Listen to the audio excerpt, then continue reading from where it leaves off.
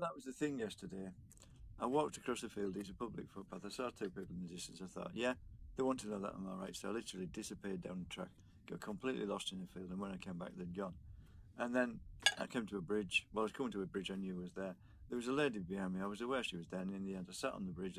There's a stile on the end of the bridge. I literally turned to her and said, "Will you just go away and leave me alone?" She did. I went round in a few more circles. There was a man hovering about. I knew he was watching me. It was obvious. I don't know whether I heard him telling him to F off multiple times. Eventually, I was by the side of a gutter. I sat down on the grass next to the gutter until he'd gone. I was fed up with it. I went round and round in circles across the field. I shouldn't have gone across it. I literally had to climb a rotten fence and jump onto thick undergrowth. Um, and actually, I'd already crossed a stream, literally by jumping across it onto the stones where the water wasn't deep, and I crossed it and stood around, hung around, um, in the undergrowth, so that nobody knew where I was. And when I came out of all that, yeah, there was a man. I walked down the public sort of footpath road.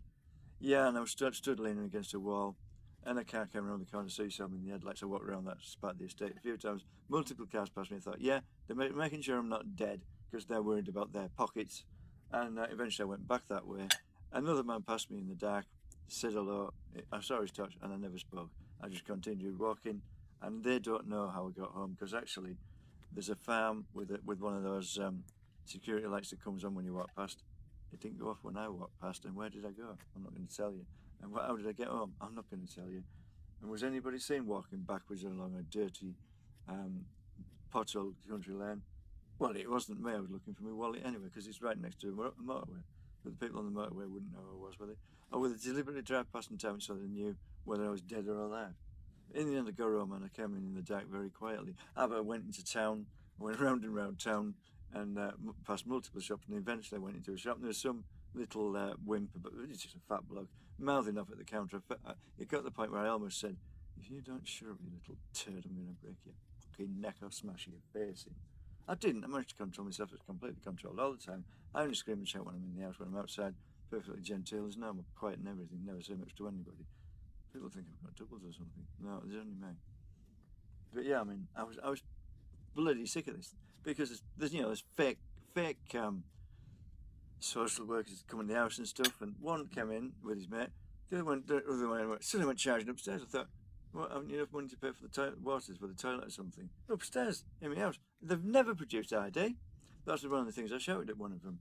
They said something about what would come about the noise, and I shouted something back like, I used to work for £2.86 an hour in a printing works, and I'd like to know how to make fake ID with a telephone, a mobile phone, a laminator, and a printer.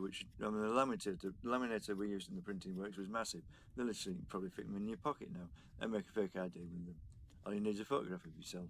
And what was it after I said after that? Yeah, I said all that, and then what was it? I said, "You've come about the noise." Well, shut the up. I've never seen them since. It's ridiculous. I mean, the prince probably doing that to everybody. It does my head in. I live on my own. My family are all dead. And I daren't go out the house because obviously things are getting stolen and stuff. I know they are. Like my World War Two, my uncle's World War Two medal. What did they want that for? It was a service medal. They're quite common.